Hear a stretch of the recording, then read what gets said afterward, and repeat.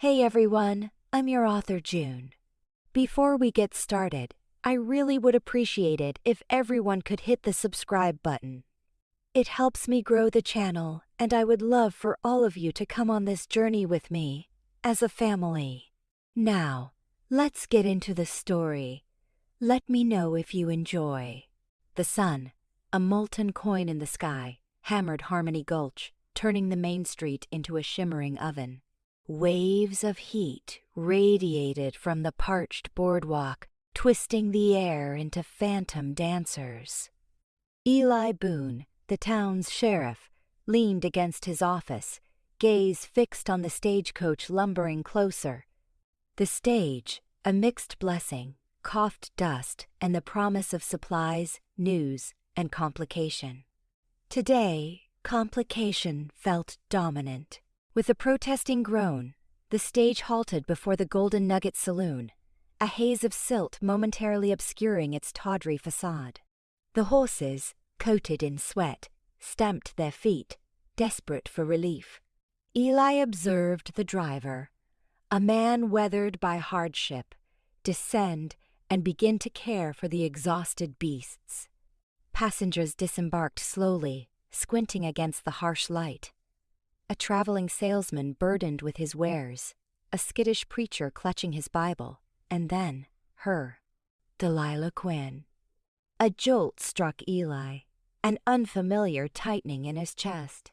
She moved with a fluid grace that clashed with Harmony Gulch's rough edges. Her sapphire dress, though creased from travel, retained an echo of elegance. A wide hat concealed her features, yet as she tilted her head, sunlight kissed her cheekbone and sparked in her dark eyes. Beautiful, yes, but something deeper resonated, a vulnerability, a fatigue that stirred a long-dormant protectiveness. He noted the subtle caution as she scanned the street, avoiding contact. Without pause, she headed for the Golden Nugget, a small valise clutched tightly. Harmony Gulch. The name mocked reality. Harmony was a rare commodity in this town, wrested from a brutal landscape. Fortunes bloomed and withered, dreams turned to ash, and justice often wore a gilded blindfold. Eli knew its darkness intimately, having witnessed humanity's extremes play out on the dusty stage, having committed too many souls to the earth. He straightened, pushing off the post. Duty called. He was the law, and that meant scrutinizing newcomers, especially those who appeared to flee a past. He approached the Golden Nugget, the comforting weight of his cult a familiar presence. The saloon doors swung inward, revealing a dim realm saturated with stale beer, cheap whiskey, and desperation. A wizened pianist, his fingers nimble despite his age, played a somber tune. Patrons occupied the tables, their faces maps of hardship. Delilah stood at the bar, engaged with Hank, the barkeep, a man distinguished by a thick mustache and a suspicious disposition. Eli observed her hand over a small wad of bills. Hank's eyes flickered with surprise, then narrowed as he produced a key.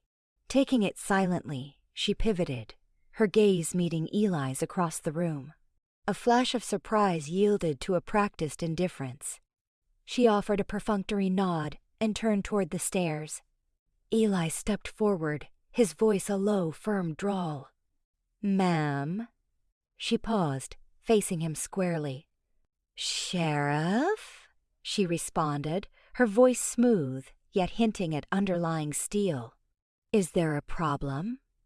"Just ensuring your arrival goes smoothly," he said, his gaze unwavering. "New faces tend to pique interest in Harmony Gulch." "I appreciate the sentiment," she replied, her chin lifted slightly.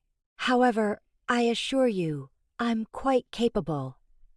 "Maybe so," Eli conceded. "Still my job to inquire. Name's Eli Boone." "Delilah Quinn," she returned, extending a gloved hand. Her grip possessed surprising strength. "A pleasure."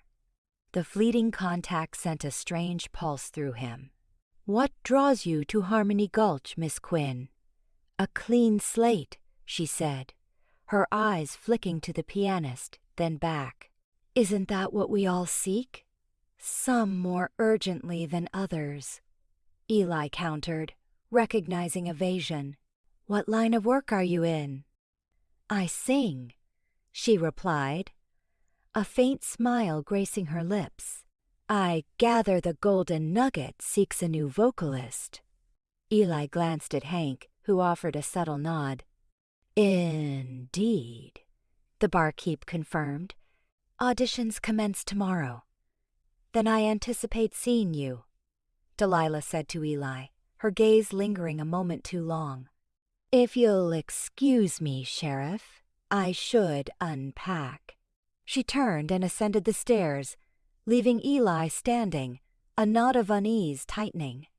He followed her ascent, watching the sapphire fabric disappear.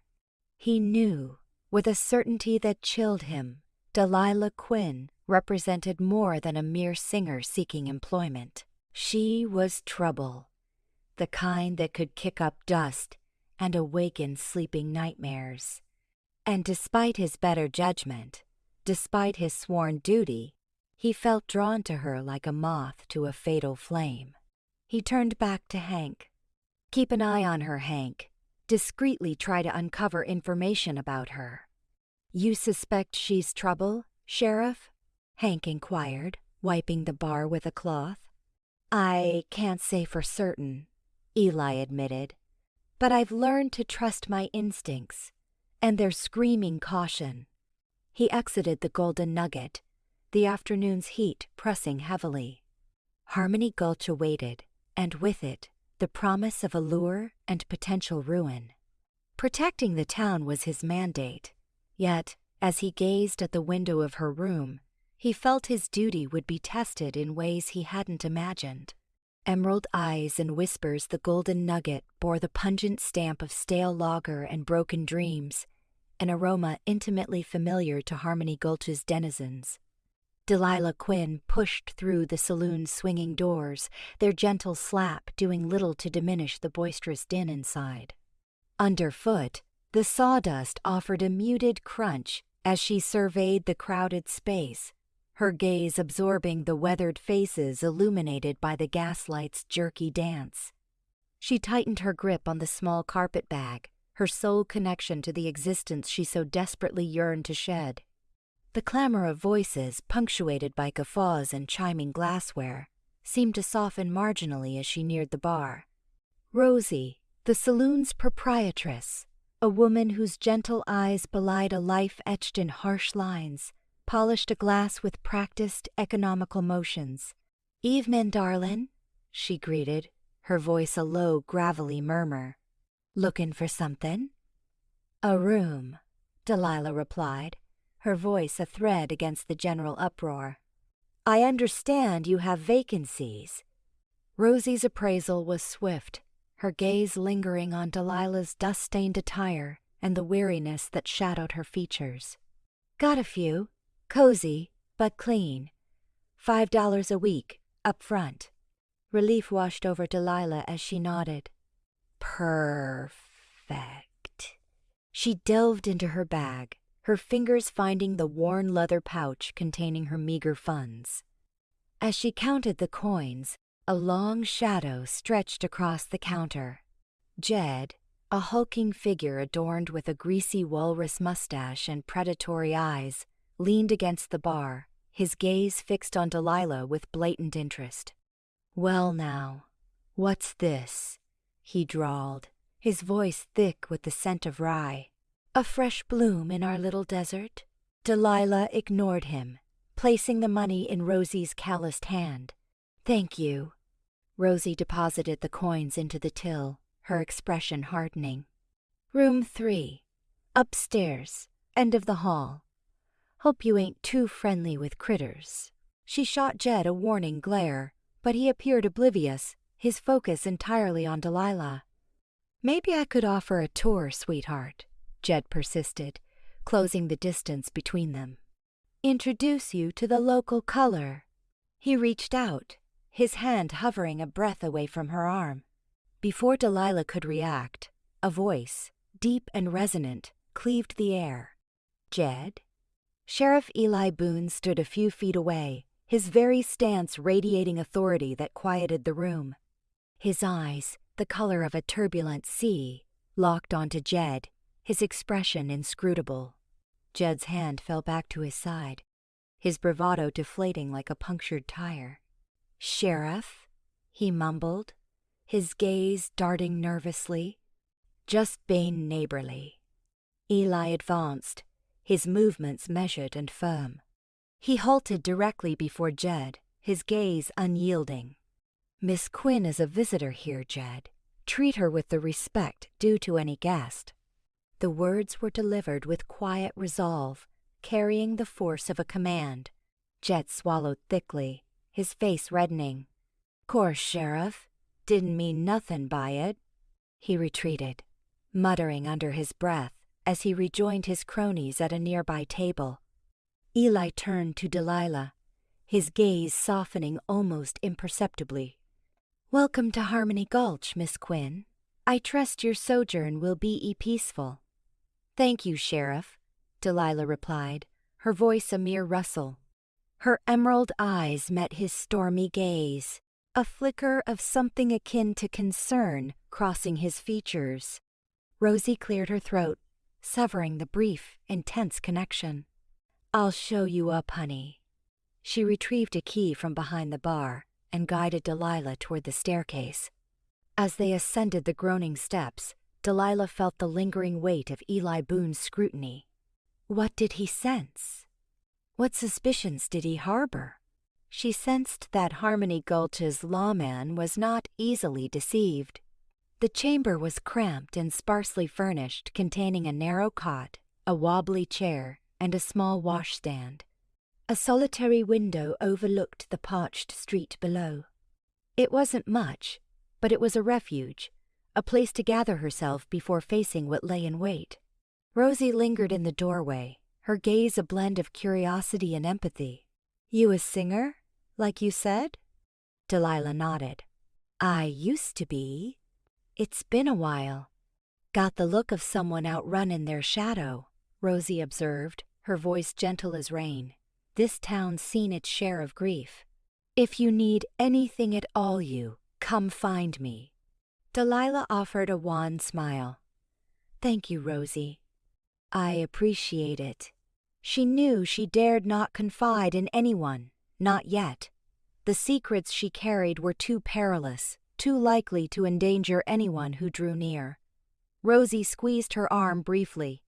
"Get some shut-eye, hun. You look bone-tired." She turned and departed, shutting the door softly behind her. Delilah sank onto the cot, the springs protesting beneath her weight. She closed her eyes, but slumber remained elusive. Images danced behind her eyelids, faces she strove to forget, places she yearned to leave behind. The past was a relentless predator, always snapping at her heels. She reached into her bag and extracted a small, time-darkened silver locket. She opened it, her fingers gently caressing the faded portrait inside. A young woman, beaming, her eyes brimming with promise. A life that had slipped through her fingers.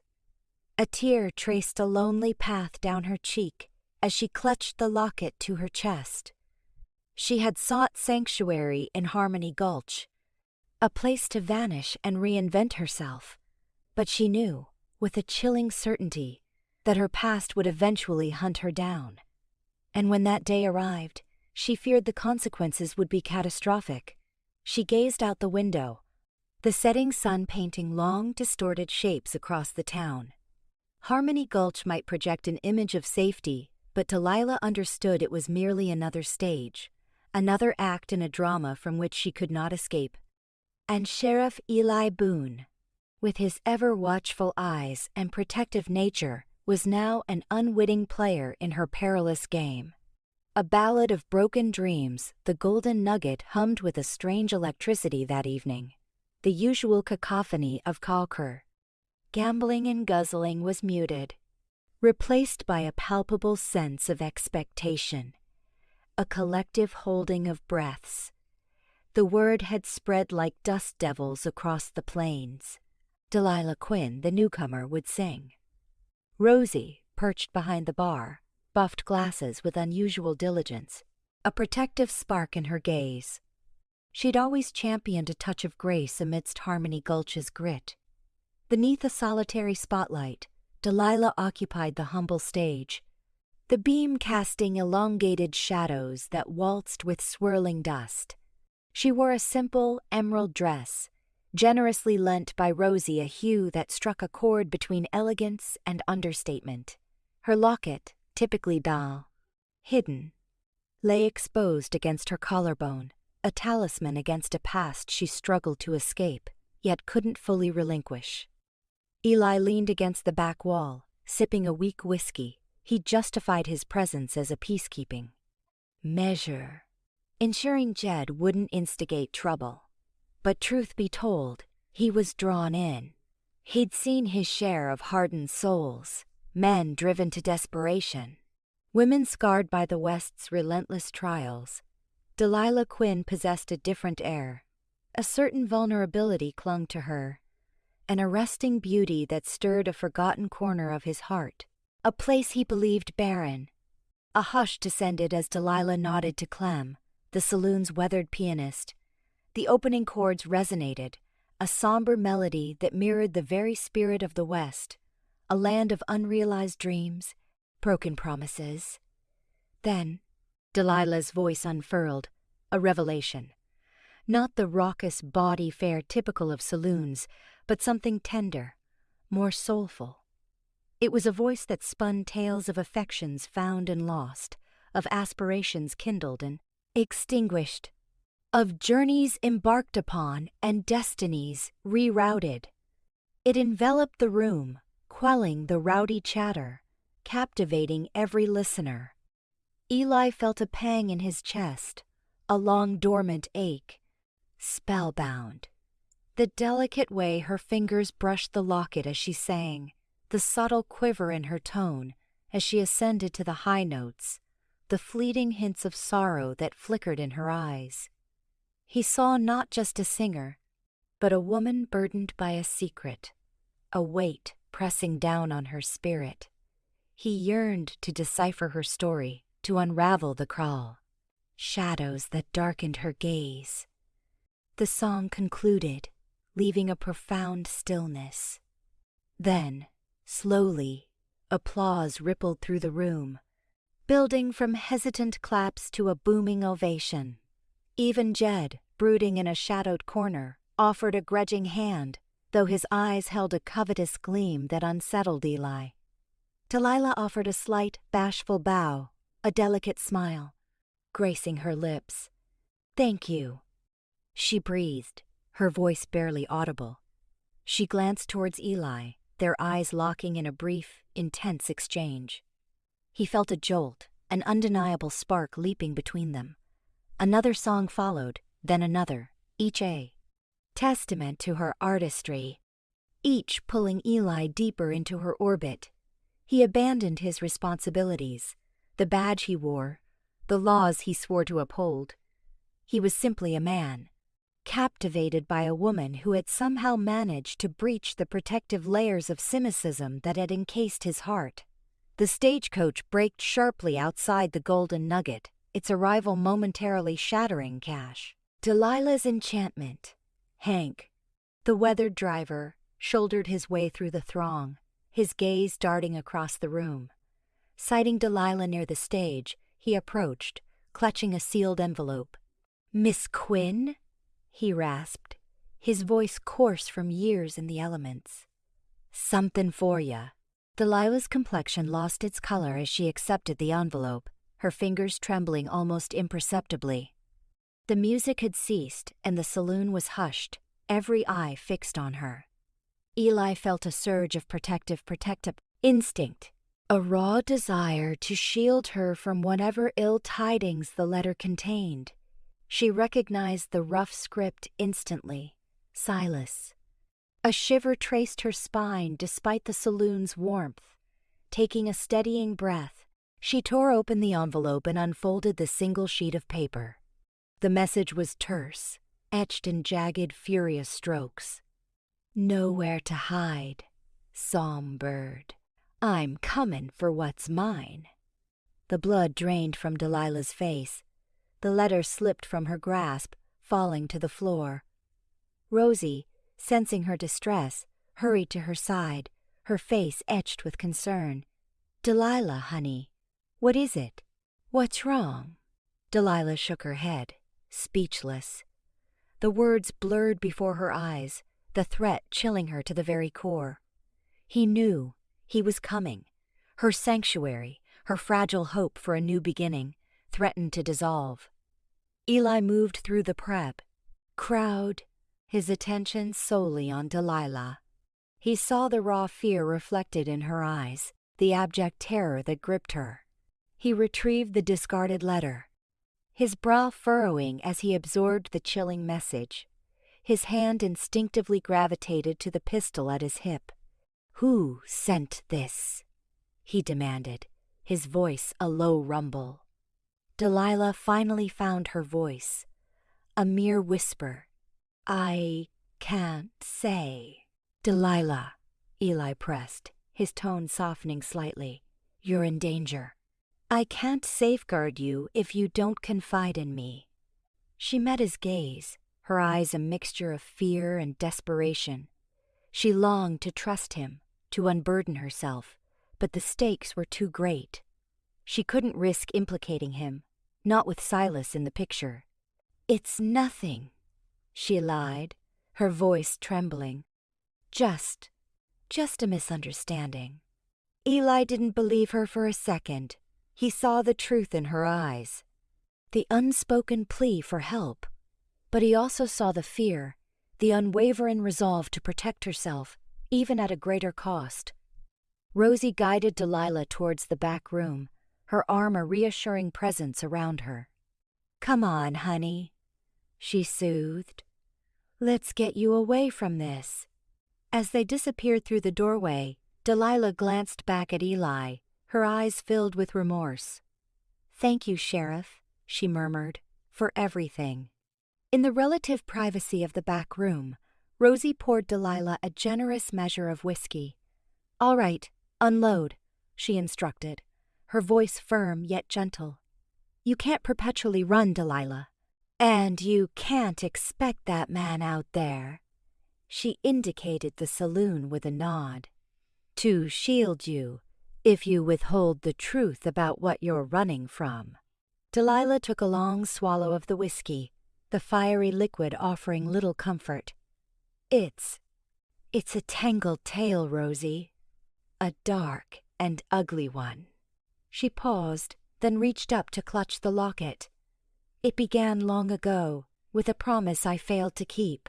She looked at Rosie, her eyes glistening with unshed tears. "And now it's back to haunt me." The ghost of wood smoke still clung to Eli's coat as he entered the Golden Nugget that morning. The usual midday clamor was subdued. A scattering of miners nursed thin whiskey. A desultory card game trickled along in a dark corner. His gaze swept the room, finding Delilah perched on a stool near the stage's edge, meticulously polishing a tarnished silver locket. Her brow was knit in concentration, a stray tendril of dark hair escaping her intricate coiffure to brush against her cheek. Boots quiet on the planks. He approached. "Miss Quinn," he began, his voice a low rumble that sliced through the saloon's murmur. "A moment of your time?" Delilah started, her eyes flicking up, revealing a fleeting dance of apprehension and practiced composure. "Sheriff Boone, to what do I owe the pleasure?" He presented the crumpled note, placing it on the counter beside her. "Found outside my office this morning, addressed to you." Her fingers trembled almost imperceptibly as she unfolded the paper. The blood seemed to drain from her complexion as she scanned the words. "Where did you find this?" she breathed, her voice a mere thread. That's not relevant. What matters is who Silas is and why he feels the need to threaten you. Eli closed the distance between them, his eyes probing hers. He saw genuine fear, stark and unvarnished, mingled with a silent appeal. Delilah swallowed hard, her fingers tightening around the locket. Silas. He's a relic from a past I'd sooner bury deep. A past that inspires threatening correspondence? Eli pressed, his jaw hardening. The protective urge rising within him was a dangerous distraction, one he couldn't indulge. She hesitated, worrying her lower lip. It's tangled. Years ago I was wed to a man called Silas Blackwood. Eli's brow arched. Blackwood. The name evoked a prickle of unease, whispers of shady dealings beyond Harmony Gulch's jurisdiction. Blackwood. I've heard the name muttered, accompanied by little good. He was possessive, Delilah continued, her voice tight. He chose me, I didn't choose him. I was young, impressionable, easily led astray. She paused, composing herself. He was steeped in dubious ventures, things I wanted no part of. Such as mining rights, land grabs, any scheme that fattened his purse. He believed in taking what he desired, regardless of the cost. Her gaze drifted, fixed on some distant point. I craved escape. I tried to leave, but he held me fast. I was caged. Eli remained silent, letting her unravel the story at her own pace. The air vibrated with unspoken truths, the burden of a history she desperately sought to outrun. One night, she continued, her voice catching, I stumbled upon something, a ledger. It detailed all his transactions, a king's ransom, accumulated through deceit and coercion. She hesitated, her grip on the locket intensifying. I took it. I fled. I reinvented myself, drifting from town to town, always watching my back. The money's gone? Eli asked, his tone sharp. Delilah shook her head. Concealed, in a place he'll never unearth it. It's the only shield I possess. He scrutinized her face, searching for any flicker of deceit. He saw none, only exhaustion and a spark of defiance. And Silas wants it back. More than anything, she affirmed. He wants to reclaim his hold on me. Eli stood, his gaze sweeping the saloon. Every shadow seemed to lengthen, every murmur to amplify. He won't. Not here, not under my watch. Delilah met his gaze, her eyes shimmering with a blend of gratitude and disbelief. You'd do that? For me? It's my responsibility, Miss Quinn, he stated, his voice gruff, attempting to conceal the sincerity beneath.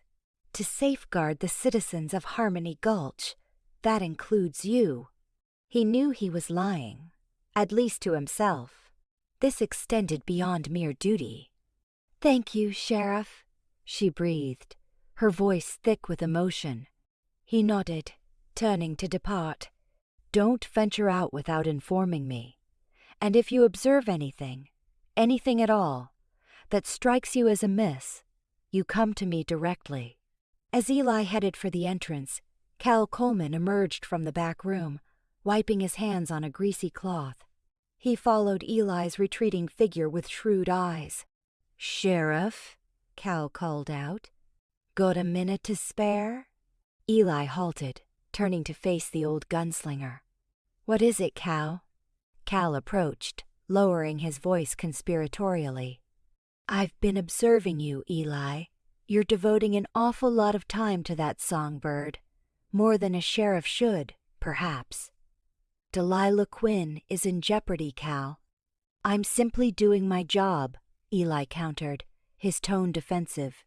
Trouble dogs us all, son, but you're letting it get under your skin. When you start caring too much, you throw caution to the wind, and a reckless sheriff is a sheriff soon pushing up daisies. Cal paused, his gaze unwavering. Remember the oath you swore, Eli. This town needs you to be the arm of the law, not some lovesick sap. Eli bristled at the insinuation. I'm well aware of my duties, Cal. I don't require a lecture. Just tread carefully, Eli, Cal said, his voice softening a fraction. That woman, she's wreathed in shadows, and those shadows can consume you whole. Eli stared at Cal, a knot tightening in his gut. He knew Cal spoke the truth. He was drawing too close, blurring the demarcation between duty and desire. He had pledged to defend this town, to uphold the law. But how could he safeguard Harmony Gulch when his heart was tugging him in a different direction? How could he protect Delilah without jeopardizing all he had striven to achieve? The answer remained elusive, lost in the darkness of her history and the growing tempest within his own soul. He offered Cal a curt nod, then stepped out into the unforgiving glare of the sun, the weight of his badge and his conflicting affections. Heavier than ever. Whispers turned to storms. The first whispers started like dust devils, swirling low and seemingly innocuous around the edges of Harmony Gulch. Jed, nursing a grudge the size of a prize-winning pumpkin after Delilah politely declined his clumsy advances, was their unwitting catalyst. He'd been overheard at the general store, leaning against a barrel of flour, opining loudly about city women and their fancy ways, hinting at a past best left buried. His words, though vague, carried the weight of insinuation, painting Delilah with a brush dipped in suspicion. By midday, the whispers had coalesced into a low, persistent hum that vibrated through the town's very foundations. Mrs. Abernathy, perpetually perched on her porch swing with a watchful eye, clucked her tongue as Delilah passed, her gaze lingering a moment too long, dissecting the cut of her dress, the sway of her hips. Men who had previously tripped over themselves to offer Delilah a seat at the bar now averted their eyes, their greetings clipped and formal. The warmth that had initially greeted her arrival had curdled into a chilly reserve.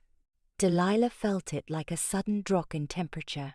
She noticed the way conversations ceased abruptly as she entered a room, the way smiles faltered and died before reaching her.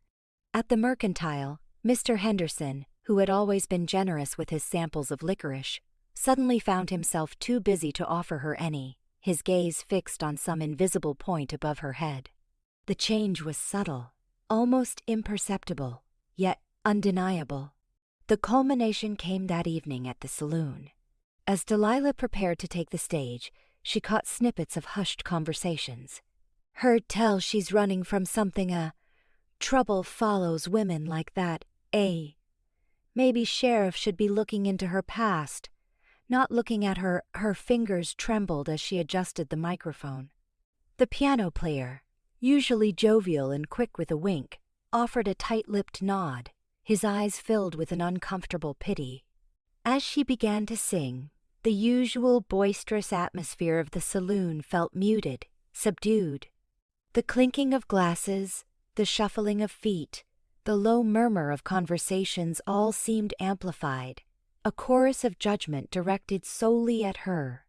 The psalm, usually a lively tune about lost love and second chances, felt hollow, a mockery of her own situation. Her voice, usually strong and confident, wavered slightly, betraying her unease. She finished the set to polite but unenthusiastic applause. As she retreated to her small dressing room, she overheard Jed's voice, loud and laced with malice, near the bar. I'm just saying, folks deserve to know who they're dealing with. A woman like that, showing up out of nowhere, it ain't natural. That was the final straw. Maddie, who had been polishing glasses behind the bar, slammed one down with a resounding thud. That's enough, Jed, she snapped, her voice sharp and clear. Judd turned, a smirk playing on his lips. Just speaking my mind, Maddie. Something wrong with that? There's speaking your mind, and then there's spreading poison. Maddie retorted, her eyes blazing.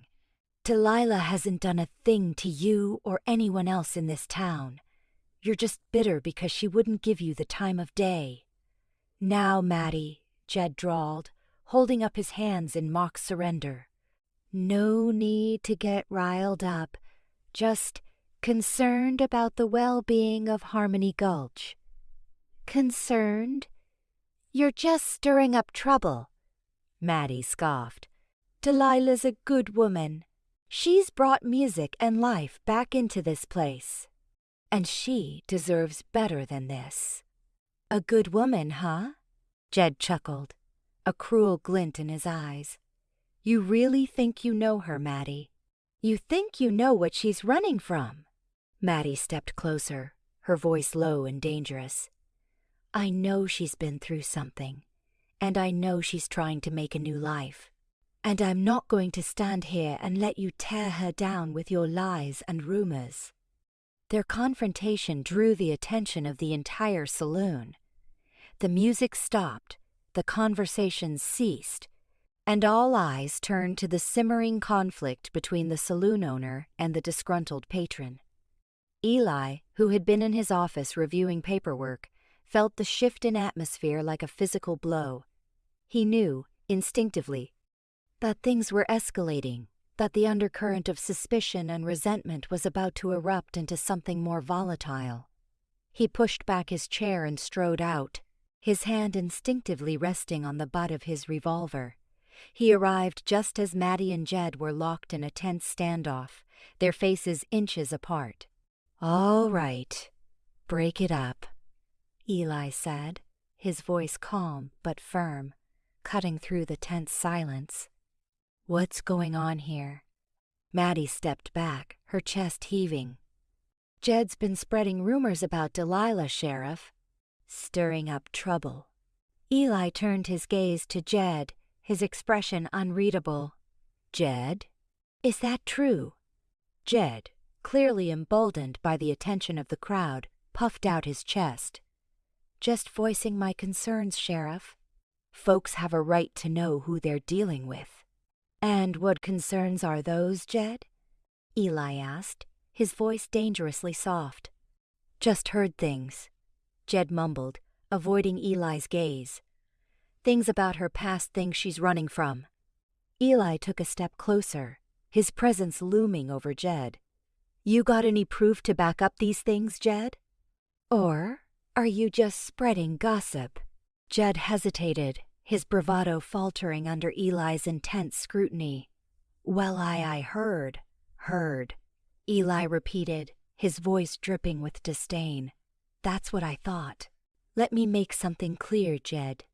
In Harmony Gulch, we deal with facts, not rumors. You got a problem with Delilah, you bring it to me. You start spreading lies and causing trouble, and you'll be dealing with me. You understand? Jed swallowed hard, his eyes darting around the room. Yeah, Sheriff. I understand. Eli nodded curtly. Good. Now, why don't you go home and sleep it off? Jed, defeated and humiliated, slunk out of the saloon, muttering under his breath. Eli turned to Maddie, his expression softening. Thanks, Maddie. I appreciate you standing up for her. Maddie sighed. It's not right, Eli. She doesn't deserve this. Eli nodded, his gaze drifting towards Delilah's dressing room. He knew Maddie was right. Delilah didn't deserve this. But he also knew that Jed's whispers were just the beginning. The storm was gathering. And he had a feeling it was going to be a long and difficult one to weather. Honor and fury, the piano keys, usually gleaming under Delilah's nimble touch, seemed to shrink from the cacophony devouring the Harmony Gulch. Saloon. Airborne dust.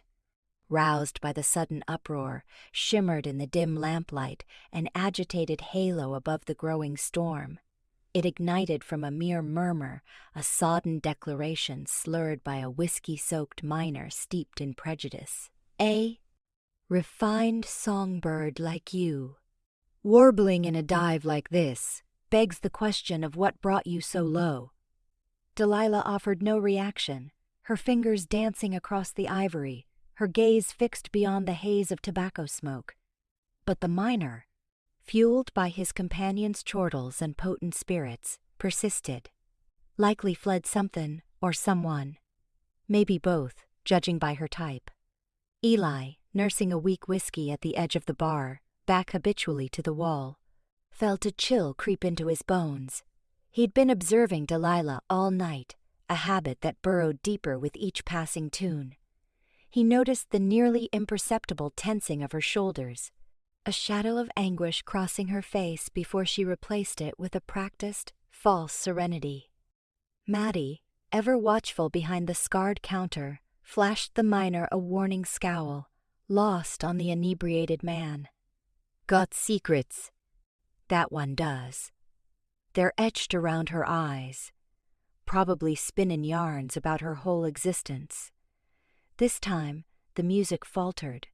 The tune evaporated, leaving a silence so weighty it pressed down like a physical burden.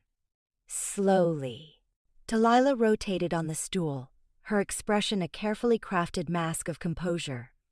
"Did you have something you wished to communicate to me directly, sir?"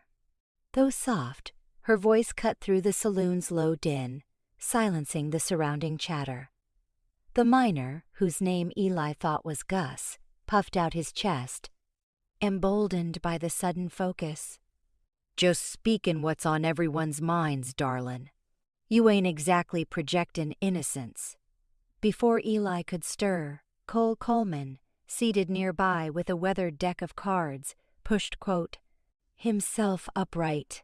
His eyes, typically etched with laughter lines, now held an unsettling glint. "You taking issue with Miss Quinn, Gus? Seems like you're itching for a brawl." Gus sneered at Cole. "Butt out, codger. This ain't your fight. Anything that transpires within these walls becomes my concern," Maddie declared, her voice laced with steel. "And I'm advising you to cork it and swallow your poison." Gus ignored them both, his gaze locked on Delilah. "What's the real story, Songbird? What demons are nipping at your sass?" "Heels?" That was the catalyst. Delilah's painstakingly constructed facade crumbled. She shot to her feet, the piano stool clattering to the floor. "Get out," she demanded, her voice shaking with suppressed fury. "Leave before you regret ever drawing breath." Gus barked out a harsh laugh, grating on the silence. "Or what? You gonna lullaby me to my doom?" That's when Eli acted. Thought gave way to instinct. In quick strides, he closed the space between them, his hand instinctively finding the handle of his revolver. "That's sufficient, Gus," he stated, his voice low and laced with warning. "Your amusement has run its course. Desist." Gus, momentarily caught off guard by Eli's swift intervention, paused. "Sheriff Boone, always the champion, aren't you?" "Merely performing my sworn duty," Eli countered, his gaze never wavering from Gus. "And at present, that duty is maintaining peace. You're disrupting it. She's the disruptor, sashaying in here with her highfalutin airs and clandestine past." Gus spat, gesturing towards Delilah. It was a fatal error. Eli's restraint snapped. He seized Gus by his shirt front and yanked him forward, slamming him against the solidity of the bar. With a whoosh, the breath escaped Gus's lungs. "You will offer an apology to Miss Quinn," Eli growled, his face mere inches from Gus's. Gasping, fighting for air, Gus squirmed in Eli's grasp. "Never," he choked. Eli's grip tightened. Apologize. Before Gus could utter another word, one of his companions, a thick-set miner bearing a web of scars across his cheek, lunged forward, swinging a wild fist at Eli's head. Eli evaded the blow, feeling the air rush past his ear, and released Gus. He pivoted, confronting the miner's charge head-on. Pandemonium erupted inside the saloon. Tables overturned, chairs splintered into pieces, and the air vibrated with shouts and curses. Despite his advancing years, Cole Coleman plunged into the melee, his fists connecting with surprising force and precision. Matty, wielding a stout wooden mallet, dissuaded anyone from venturing too close to her precious bar. Eli, his badge reflecting the fractured light, navigated the chaos with focused resolve. He wasn't interested in causing harm, only in restoring order. He sidestepped punches, deflected kicks, and subdued the most aggressive brawlers with open-handed strikes. The brawl raged, an eternity of flailing limbs and raw fury. Finally, with a calculated kick to the shins and a series of well-placed shoves, Eli succeeded in separating the opponents. He stood amidst the wreckage, chest heaving, knuckles aching and bleeding. The saloon lay in ruins. Shards of glass carpeted the floor. Broken furniture was strewn about, and several patrons nursed blossoming bruises and bloody noses. Silence descended once more, punctuated only by the ragged breaths of those who had participated. Eli surveyed the devastation, his expression unyielding. "All right," he announced, his voice slicing through the quiet. "That's the end. Everyone involved in this fracas, depart, and don't darken these doors again until you've discovered some semblance of civilized behavior." Slowly, reluctantly, the miners began to shuffle out of the saloon, muttering curses under their breath. Gus, his face a canvas of bruises and swelling, glared at Eli and Delilah before disappearing into the inky night. As the last of the miners vanished, Eli turned his attention to Delilah. She stood frozen near the piano, her face ashen. He approached her, his heart pounding a frantic rhythm against his ribs. "Are you unharmed?" he inquired, his voice gentler now. Delilah nodded, her gaze fixed on the splintered floorboards. "Thank you, Sheriff," she murmured quietly. "For everything." Eli reached out, his fingers brushing the soft fabric of her sleeve.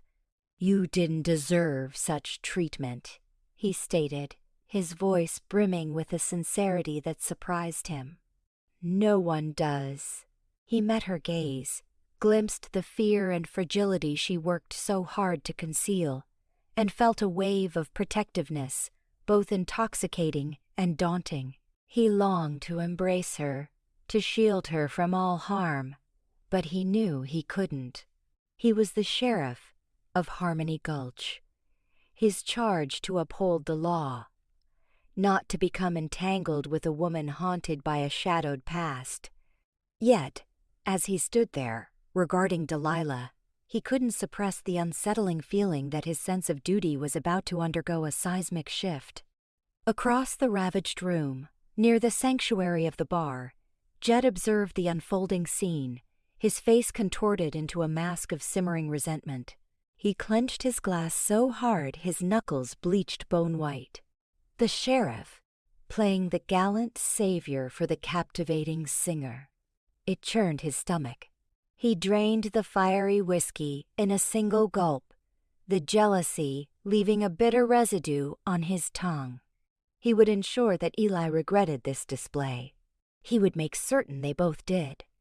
A quiet understanding the last of the rabble filtered out, grumbling about bruised ribs and that Quinn woman. The saloon doors swayed in the sudden stillness, a mournful counterpoint to the chaotic fracas that had just ripped through the place. Eli surveyed the aftermath: toppled tables, shattered chair legs, and the potent aroma of spilled liquor and exertion.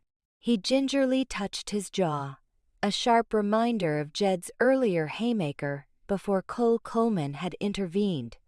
Delilah appeared from behind the scarred bar, her complexion ashen but her demeanor steady.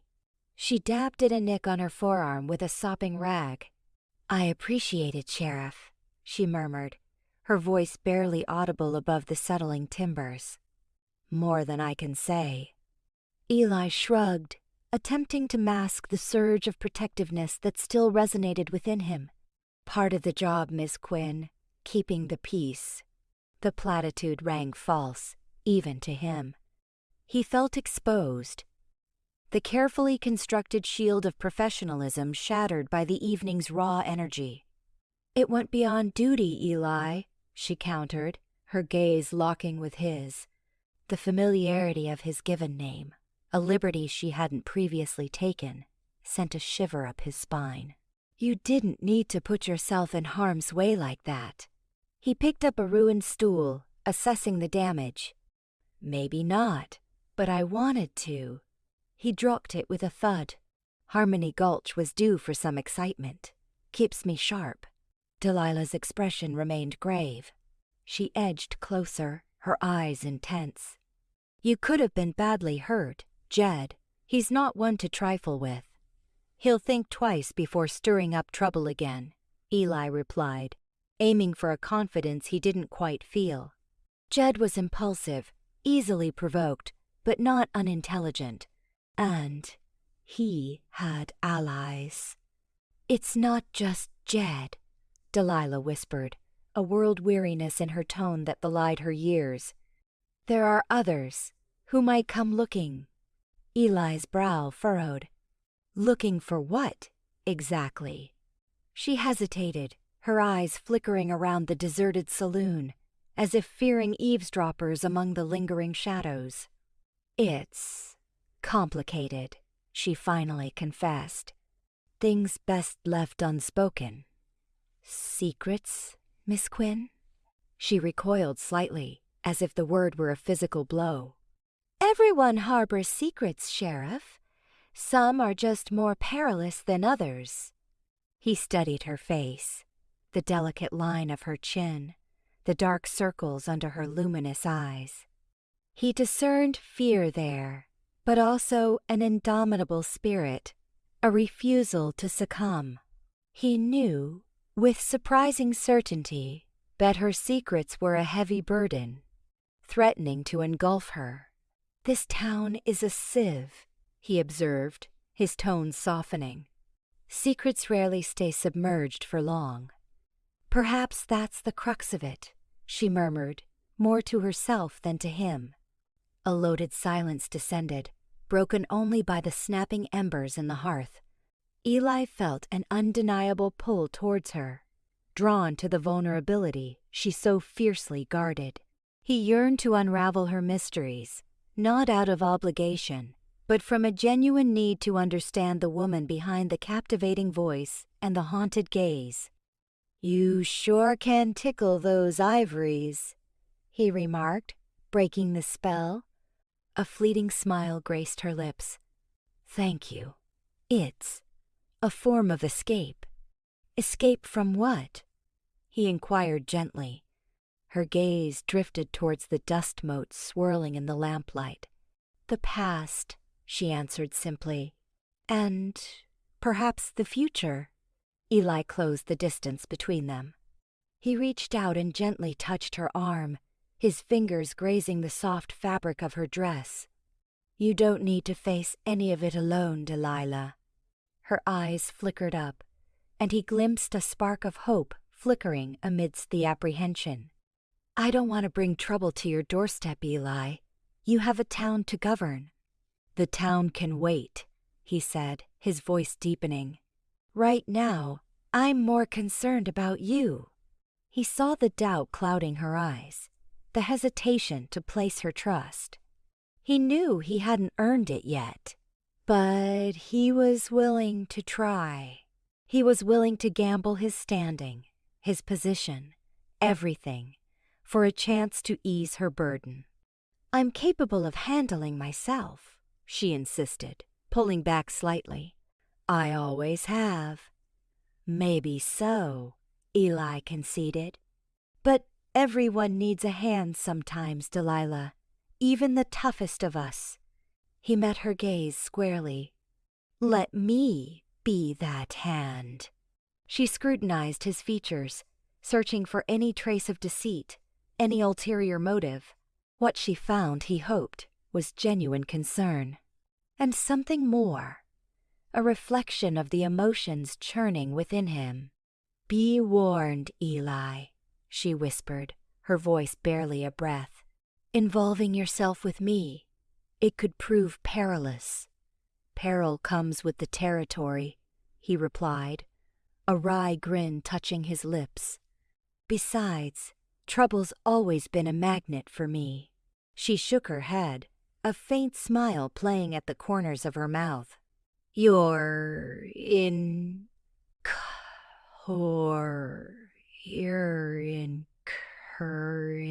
courage, he repeated, his eyes lingering on her face.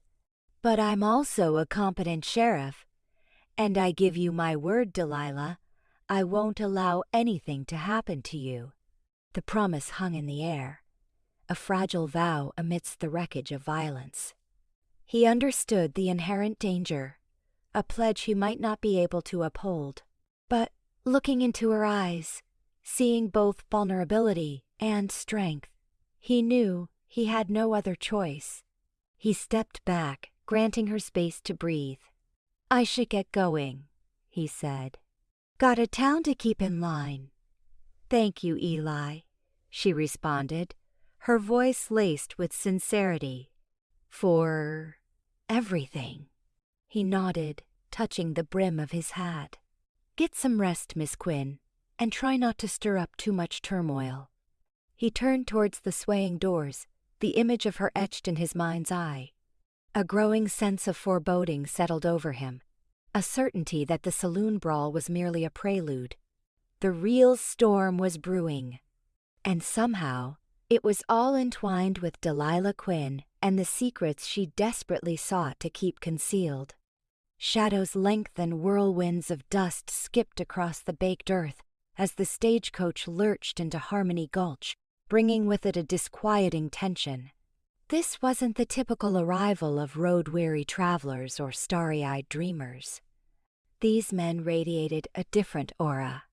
3 figures, draped in dark, weathered dusters that seemed to swallow the light, their faces hidden beneath the brims of their hats, descended with a synchronized menace that sent shivers down the spines of onlookers. Silas's hounds had arrived. From his window, Sheriff Eli Boone observed them, a knot forming in his stomach.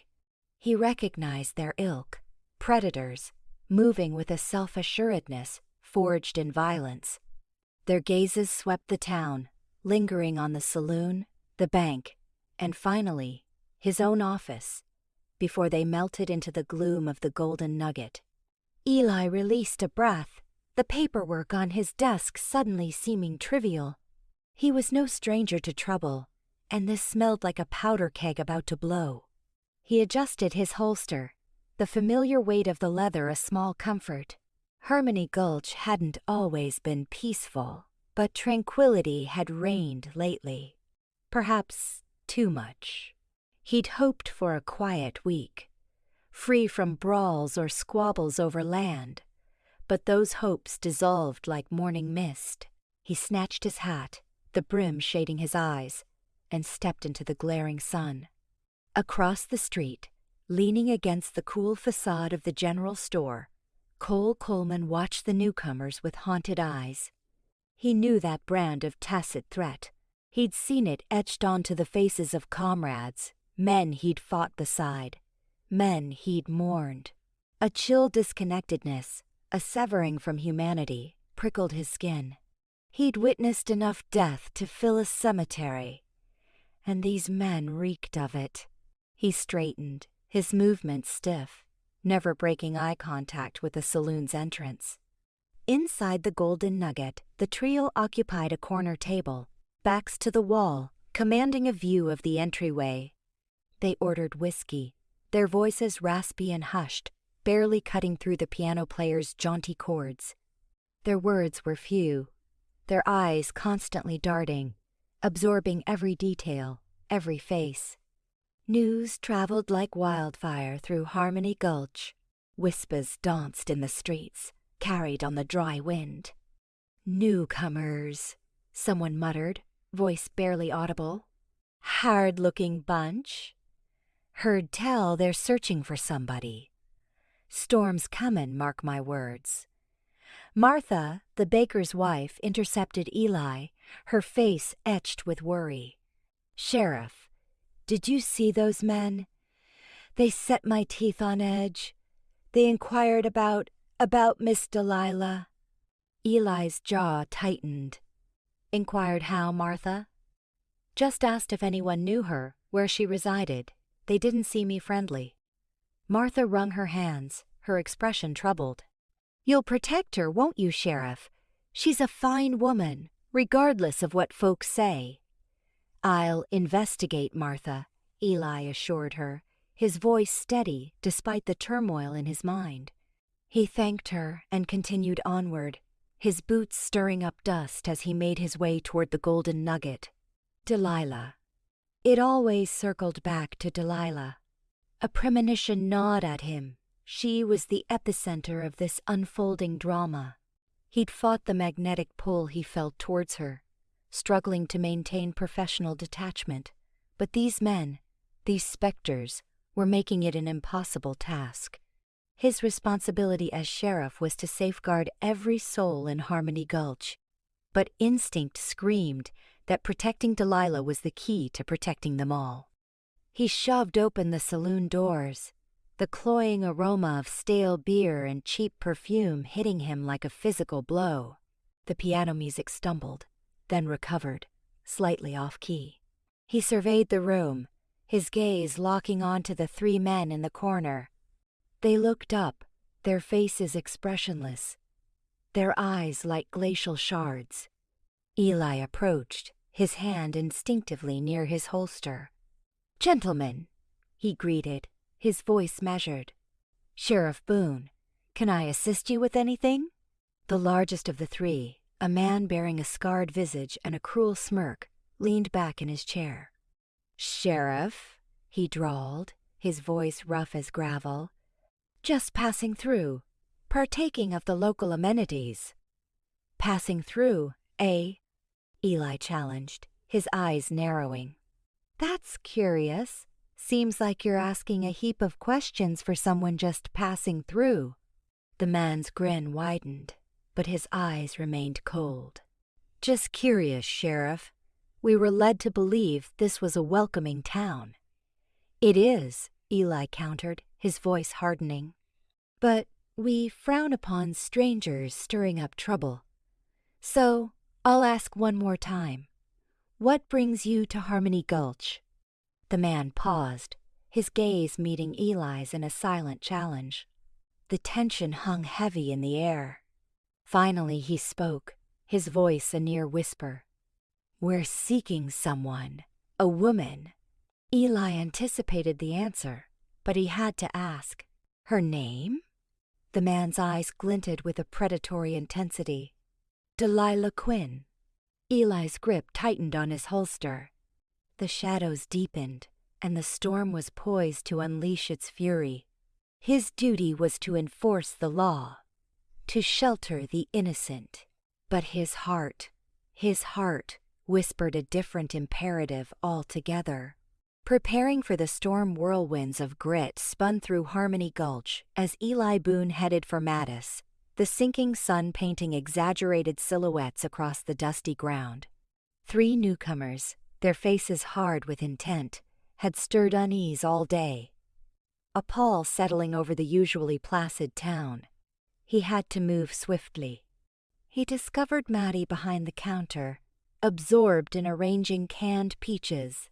The bell chimed as he entered. She glanced up, her brow creased with worry. "Eli, you look like you've seen a specter." "Worse, Maddie," he murmured. I need your assistance. A widow hardened by life, Maddie met his gaze unflinchingly. You know you have it, Sheriff. What is it? Eli leaned in, his voice a hushed rasp. Those men are there after Delilah. I don't trust their motives, and I fear they'll resort to violence if they find her. Mattie's expression hardened. That girl's suffered enough. What do you require? I need you to be vigilant, casually spread the word. Let folks know to be watchful, to report anything out of the ordinary. And Maddie be ready to defend this town. He saw the granite in her eyes, the unyielding spirit of a woman forged in a crucible. Consider it seemed to, Eli. Harmony Gulch protects its own. Leaving the store, a faint wave of relief washed over him. He placed his trust in Mattie. She was the town's bedrock, her opinion highly valued. Next was Cole. The blacksmith, Cole Coleman, labored at his forge, perspiration gleaming as he hammered a red-hot horseshoe. The percussive rhythm of metal echoed in the air, a sharp counterpoint to the anxiety gnawing at Eli. Cole ceased his work as Eli approached, wiping his brow with a soiled rag. Sheriff, something weighing on you? Those riders who arrived this morning, Eli stated, dispensing with pleasantries. They're trouble, Cole. Deep trouble. And I need you with me. Cole straightened, his eyes narrowing into slits. Always a man of few words, his loyalty was beyond question. You anticipate a confrontation? I'm certain of it, Eli replied, grimly. They're seeking Delilah, and I doubt their intentions are charitable. Cole's jaw tightened. He held a particular fondness for Delilah, in common with many of the men, but Eli knew it went deeper. Cole possessed a fierce sense of right, a visceral dislike of bullies. What needs doing? Cole asked, his voice resolute. I need you prepared to fight. Gather those you trust, men with experience handling a rifle. Meet me at my office within the hour. Cole nodded, returning to his hammer. Done, Sheriff. Harmony Gulch will be prepared. Eli moved on, his boots stirring up the parched earth, a sense of grim resolve settling in. He still had obligations to fulfill. He needed to consult Doc Wells. Doc's office offered a sanctuary of order amidst the chaos of Harmony Gulch. The mingled scent of antiseptic and herbs permeated the air, a familiar balm against the harsh realities he regularly confronted. A man of science and logic, Doc Wells was an indispensable member of the community, and Eli needed his backing. He discovered Doc Wells meticulously sterilizing his instruments. The doctor glanced up, the crease foaming above his spectacles. Eli, you look like you're expecting the apocalypse. Something akin to that, Eli conceded. Those men who rode Inne, they're going to bring trouble. Doc Wells sighed, setting his tools aside. I suspected as much. What do you need from me? Prepare for the worst, Doc. Stockpile supplies, bandages, anything that might be useful in a Meiji skirmish. Doc Wells nodded, his expression somber. I'll assemble everything. And Eli, take care. Those men looked capable of casual cruelty. I will, Doc, Eli assured him. And thank you. As he turned towards the door, Doc Wells halted him. Eli, one more point. Regarding Delilah. Eli paused, his hand on the knob. I've witnessed a great deal of suffering, Eli, and I see it reflected in her eyes. She bears a heavy burden, and whatever those men want, it bodes ill. Just protect her, Eli. She deserves it. Eli nodded slowly, the doctor's words striking a chord. Protection was already his intent. The challenge was how far that protection should reach. Back at his office, Eli found Cole and a small gathering of men awaiting him, their faces set with determination. Jedediah, the weathered prospector, stood beside young Billy, barely shaving age yet eager to prove his mettle. Each clutched a rifle, their gaze reflecting the seriousness of the situation. Eli stepped onto the porch, his gaze encompassing the group. "Thank you for answering the call," he stated, his tone firm. "I know this is a significant ask, but I believe Harmony Gulch is in peril. These men are hunting Delilah Quinn, and I will not permit them to take her." He outlined his plan. Maddie and her network would serve as sentinels, offering early warning if the strangers initiated a move. Cole and his posse would patrol the lanes, projecting a visible deterrent to violence. Eli himself would vigilantly safeguard Delilah, assuring her safety. "I cannot predict what these men are willing to do," Eli went on, his voice becoming hard. "But I will state this. We will not permit them to terrorize our town. We will stand united, defending Harmony Gulch." A rumble of agreement ran through the assembled men. These men prized their independence, their liberty. They would not stand passively as outsiders threatened their way of life. As the sun descended, drawing long, foreboding shadows across the landscape, Eli stood upon the porch of his office, observing the preparations. He felt the weight of his badge, the obligation he bore for the welfare of Harmony Gulch. But he also felt something else, a burgeoning compulsion to safeguard Delilah, to shelter her from the oncoming storm. The future remained veiled, but one conviction burned within him. He would not let her face it alone. The demarcation between obligation and yearning blurred, and Eli Boone understood he was treading treacherous ground. Flight and confession. The pre-dawn chill nipped at Delilah as she steered the buckboard along the faint trail leading away from Harmony Gulch. Each protesting groan of the wheels, each subtle whisper of the canvas over her few possessions, resonated loudly in the otherwise silent world. She stole a glance back. The saloon windows emitted a weak receding glow against the encroaching darkness. Her pulse throbbed like a trapped hummingbird's wing. Remaining meant peril for Eli, for the entire town. An unbearable prospect. Sleepless hours had been filled with the haunting visages of yesterday's arrivals. Their flinty gazes had spoken of a brutality she understood all too well. Vultures circling carrion, and she was the prize. Then, a rider topped the gentle rise ahead, starkly outlined against the first blush of dawn. Delilah's breath snagged. "Eli." He spurred his mount onward, hooves striking a measured tattoo that echoed the dread seizing her heart.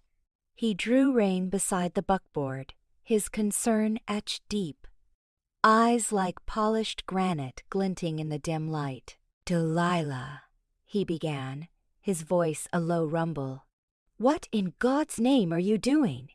She averted her eyes, fixating on the reins held tight in her grasp. "Going," she whispered, the word barely audible. "Going? Where to?" He reached for her, his hand closing over hers on the leather. His touch was a spark, igniting a painful longing for what she was trying to leave behind. "It's irrelevant. Just away. Away from here. Away from you." His fingers tightened, a comforting pressure. "Away from me? Why this charade?"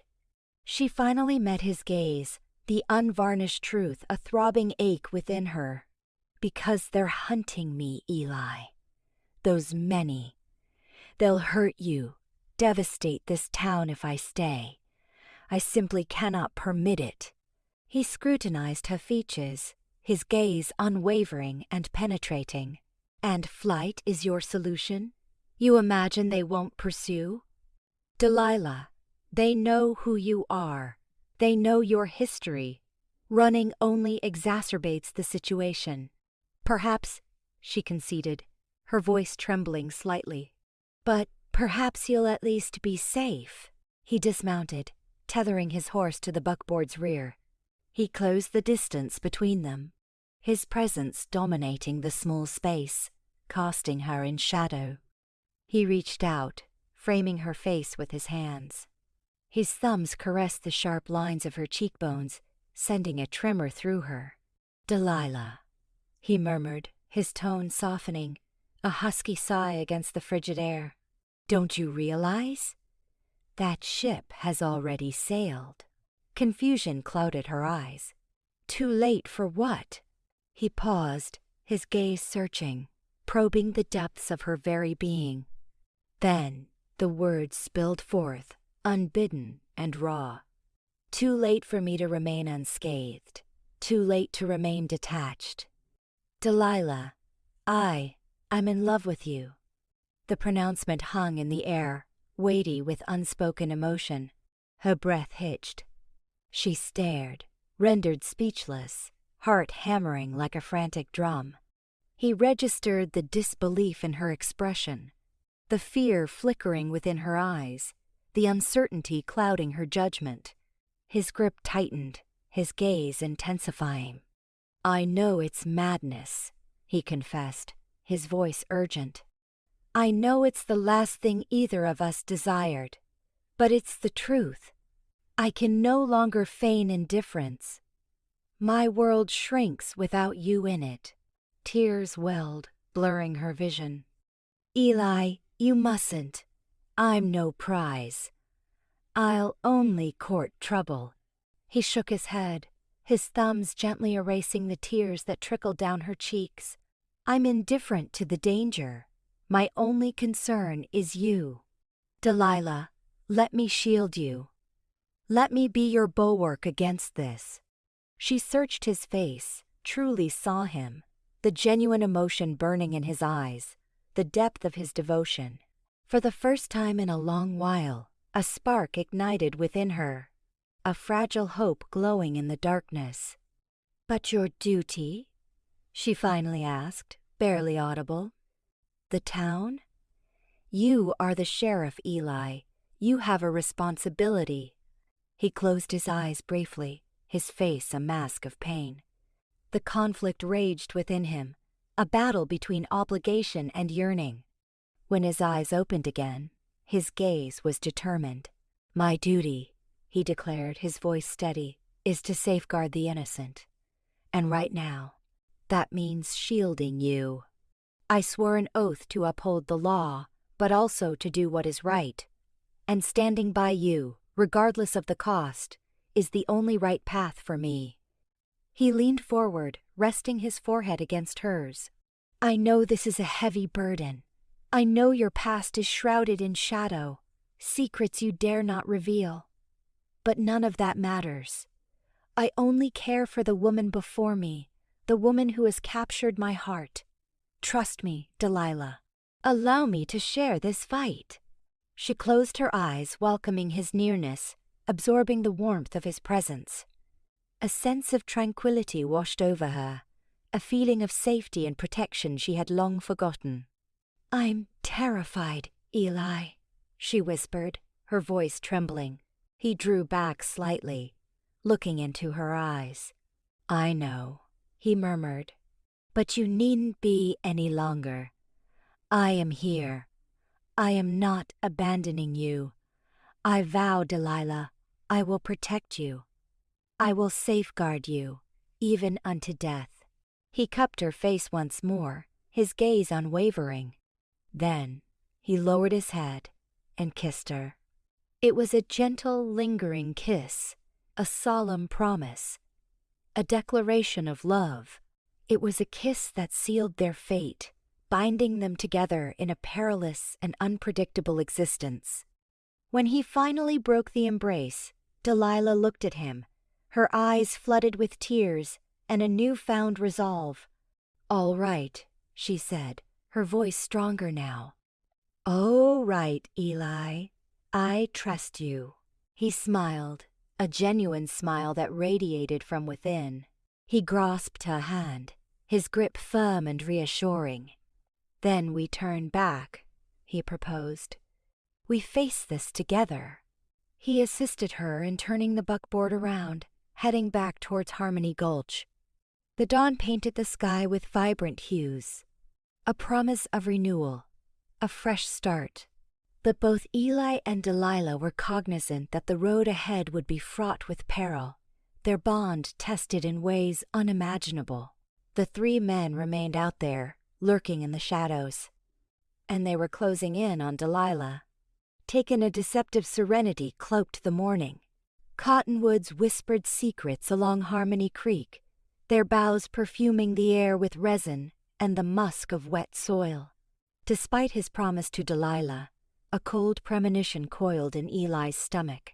His self-imposed duty to shield her ward with a feeling that unseen forces were converging against them. He discovered her at the Silver Dollar, unusually subdued, a solitary coffee her only companion.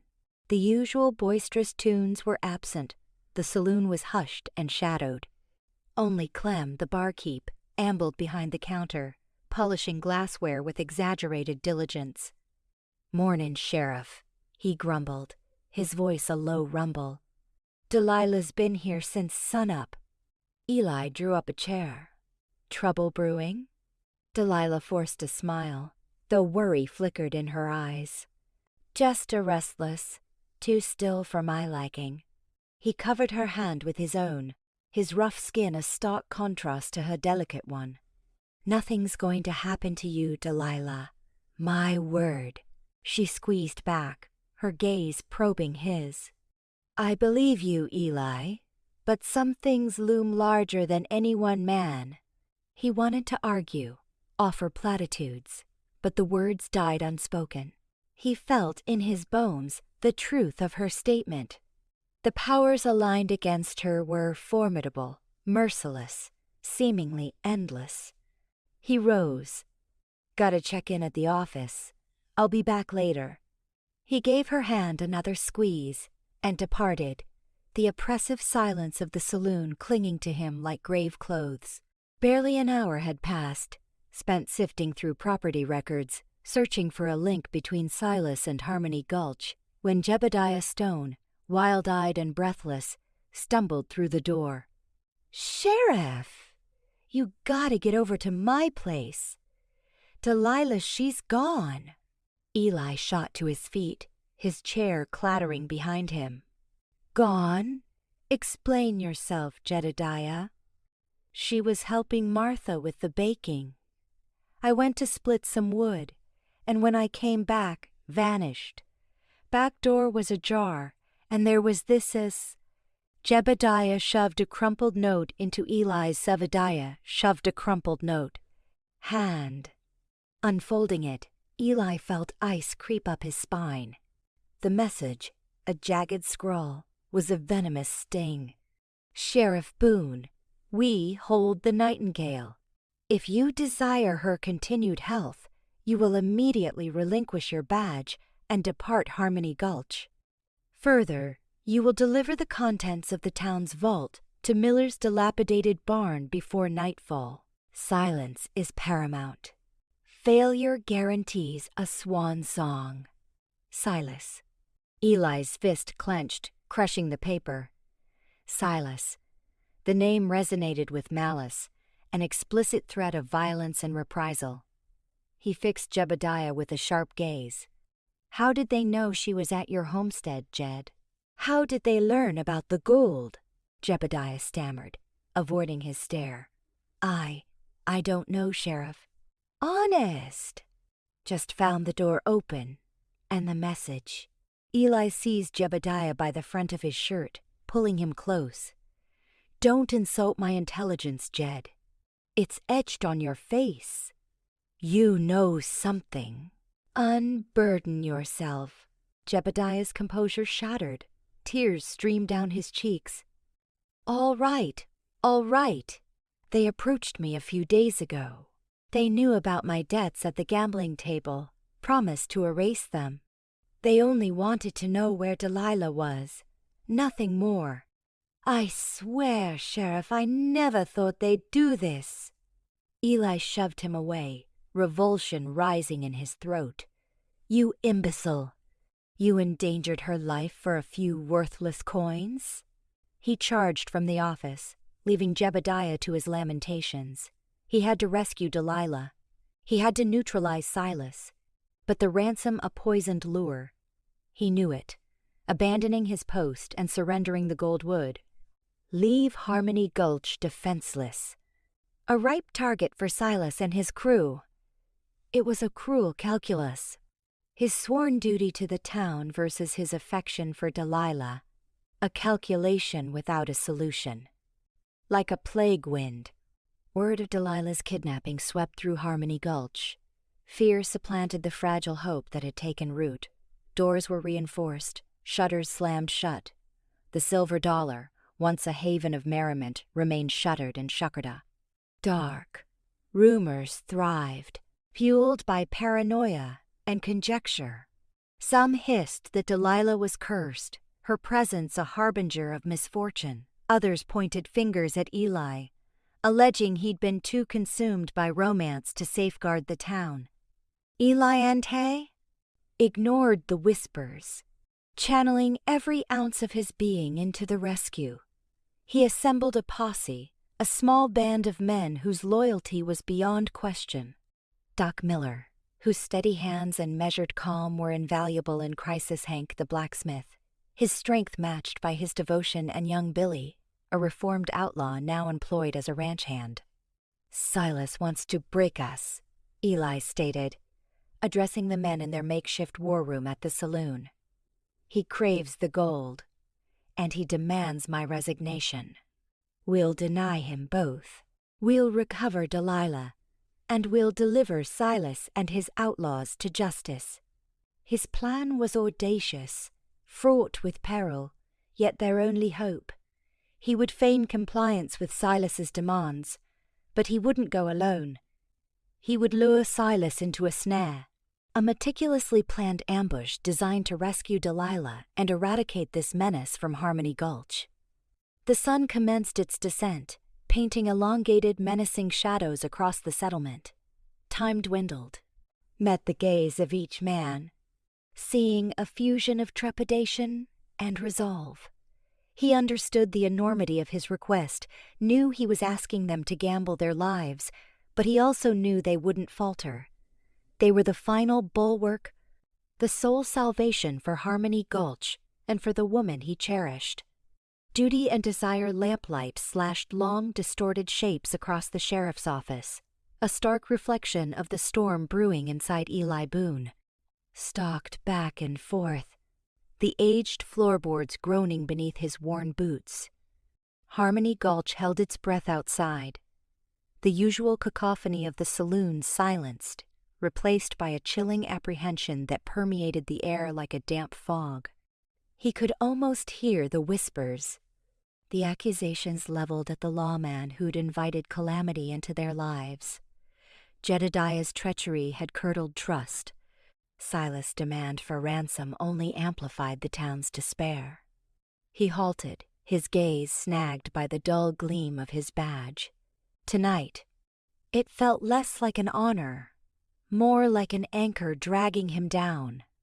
His obligation, to shield this community, be citizens, even those now questioning his worth. Yet, how could he honor that oath when Delilah was the forfeit? Her face, a portrait of defiance despite her plight, seared itself onto his mind. He slammed his fist onto the desk, the sudden force sending the inkwell dancing and papers fluttering like startled birds. "Damn it," he gritted out, the word thick with anguish. Caving to Silas wasn't an option. Harmony Gulch's economy was already precarious, wobbling on the precipice of ruin. Surrendering the town's reserves would be a fatal blow, dooming families to starvation. And even then, could he trust Silas's word? The man was a serpent, gliding through shadows and leaving a trail of devastation. No, he couldn't gamble with their livelihoods, not even for Delilah. But the thought of consigning her to Silas, of leaving her to endure whatever torment he had planned that was a different kind of damnation, one his conscience refused to bear. He raked a hand through his hair, the strands rough and slick with perspiration. Obligation warred. With desperation. A brutal contest tearing him asunder. A tentative knock shattered his tormented thoughts. He lifted his head, his face a mask of weariness. "Come in," he managed, his voice a raw rasp. The door swung inward, revealing Cole Coleman framed against the pale illumination from the street, his features lost in the gloom. Cole had been conspicuously absent since news of Delilah's abduction had spread, avoiding the office, avoiding Eli. Eli had witnessed the guilt etched upon his face, the haunted look of a man, grappling with ghosts. "Sheriff," Cole began, his voice hushed and uncertain. "Cole." Eli acknowledged, offering a clipped nod. He lacked the energy for pleasantries. Cole shifted uneasily, his eyes fixed on the floorboards. "Heard about Delilah." "So I gathered," Eli replied, his tone clipped. Cole's gaze lifted, meeting Eli's directly. I know Silas. Rode with him. Years back." Eli's eyes narrowed imperceptibly. "You knew him?" Cole affirmed, a brief flash of pain flitting across his features. Before I came here. Before I tried for a fresh start." "And?" Eli pressed, his patience fraying. "He's not one for reason, Sheriff. Any arrangement is worthless.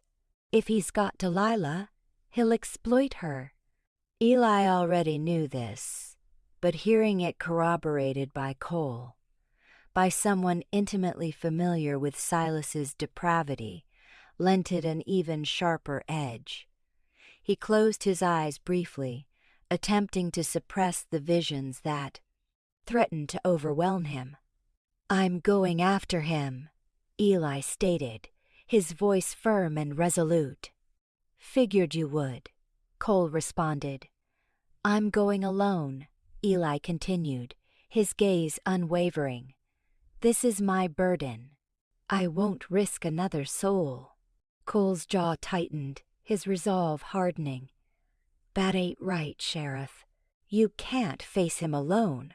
He'll have men waiting, expecting you." "I have no choice," Eli responded, his voice laced with exhaustion. "I can't ask anyone to wager their lives for a woman they hardly know, a situation I brought about." "This ain't on you, Eli," Cole countered, a note of urgency creeping into his voice. "And it ain't just about Delilah. It's about Silas, about stopping his trail of destruction." He paused, inhaling deeply. "I owe you, Sheriff. I owe this town. I was granted a second chance here, a chance to be better. I ain't standing idly by while that viper Silas infects everything." Eli scrutinized Cole, truly seeing him. He recognized the firm set of his jaw, the glint of redemption kindling in his eyes. He saw a man endeavoring to amend his past, yearning for the absolution he craved.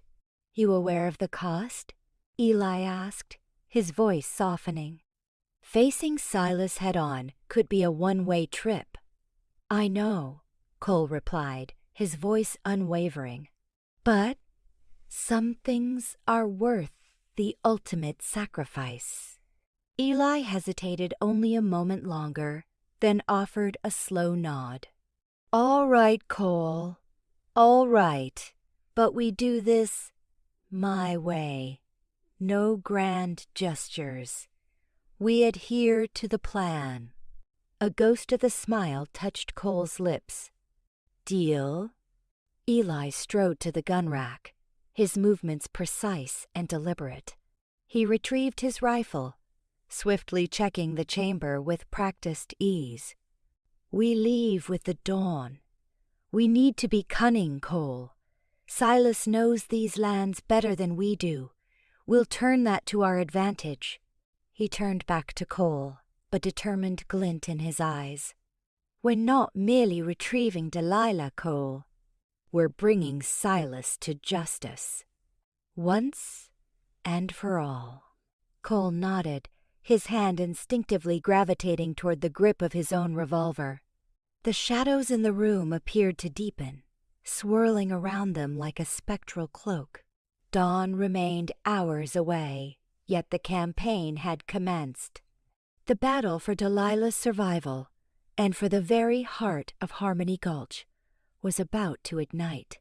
And Eli Boone, caught between duty and desire, stood poised to confront it head-on. Showdown at sundown as the sun dipped below the rim of the world, splashing the arid landscape with strokes of molten gold and deep violet. Eli, with Cole at his side, rode toward the fateful crossroads 3 miles from Cron. Harmony Gulch. Distant dust devils mimicked the turmoil churning within Eli. He adjusted the rifle across his saddle, its cool touch a meager comfort against the dread coiling in his stomach. The hour of reckoning had arrived. You certain about this, Cole? Eli's voice, grating and low, was nearly lost to the creaking saddle leather and the steady drumbeat of hooves. Cole expectorated a stream of dark juice. Sowed the seeds, Sheriff. Time to reap, and maybe atone for a few things along the way. The usual spark of mischief in his eyes was replaced by a somber resolve Eli hadn't witnessed before. They reached the meeting place to find Silas already there. 2 wagons acted as a crude barricade, behind which a dozen hardened men lounged, rifles poised. Silas stood center stage, Delilah visible behind him, bound to a wagon wheel. Her head hung low, her face obscured by her dark hair, but the defiant angle of her shoulders was clear. Eli dismounted, his actions measured, projecting a tranquility he didn't possess. Cole mirrored him, staying close.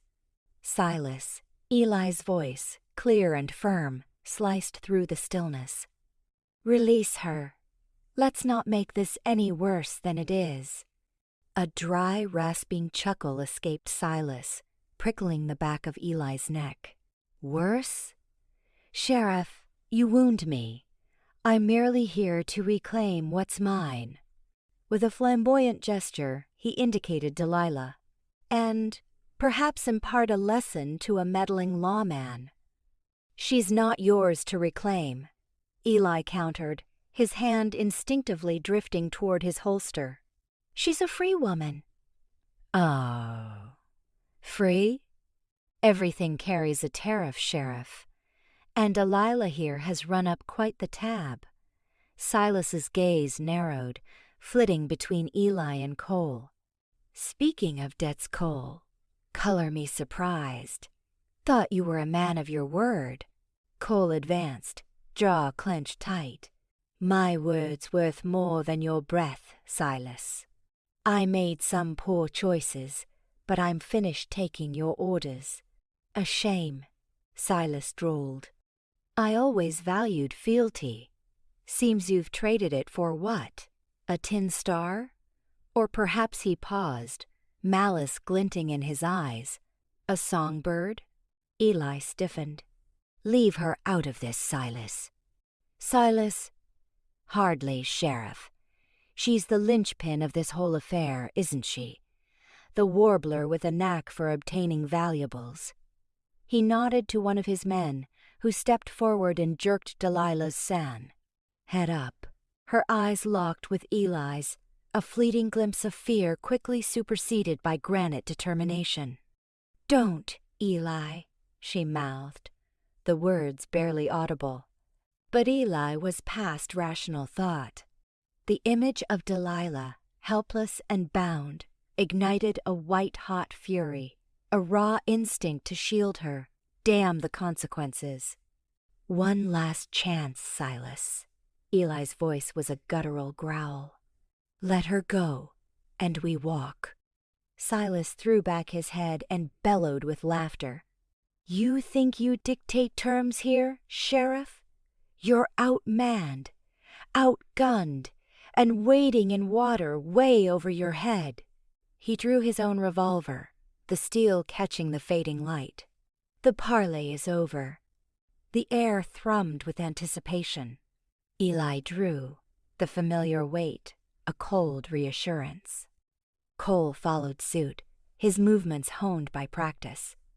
"Then let's dance," Eli breathed, barely audible.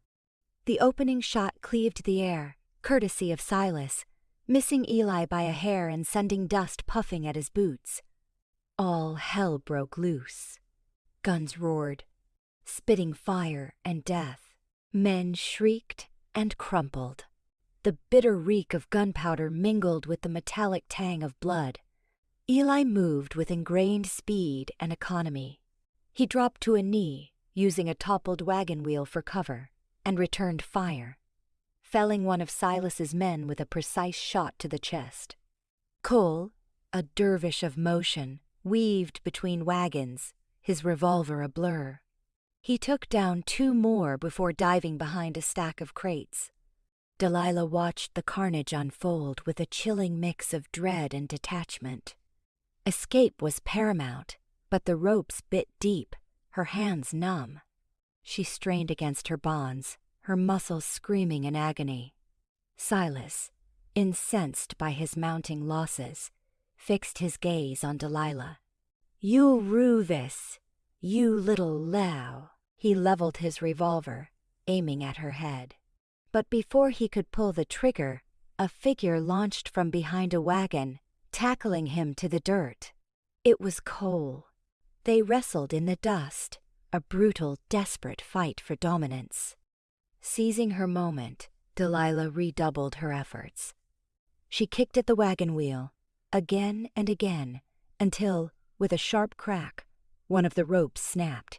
She worked feverishly at the remaining ties, her fingers clumsy and trembling. Eli, witnessing Cole and Silas locked in mortal combat, knew he had to divert attention. He rose, exposing himself to the hail of gunfire, and unleashed a torrent of shots, forcing Silas's men to seek cover. Bullets whistled past him, tearing his clothing, but he pressed on, his focus absolute. The gambit worked. Delilah finally broke free of her bonds. She staggered to her feet, her legs unsteady, and bolted toward the open range, vanishing into the encroaching darkness. Silas, momentarily free of Cole, saw Delilah fleeing and roared in fury. He shoved Cole aside and scrambled up, eyes blazing with rage. "Get her!" he bellowed to his remaining men. "Don't let her escape." Eli knew he had to prevent pursuit. He shifted his focus back to Silas and his men, the gunfight escalating. The sun had now fully yielded to night, plunging the crossroads into near-total darkness, punctuated only by the muzzle flashes. The air hummed thick with smoke and the charnel stench of death. The showdown at sundown had only just begun. Justice and redemption Delilah was a breath of wind, a wraith devoured by the ebon woods. Silas, reeling from Cole's perfidy and the sting of Eli's gunfire churning the dirt around him, bellowed his rage.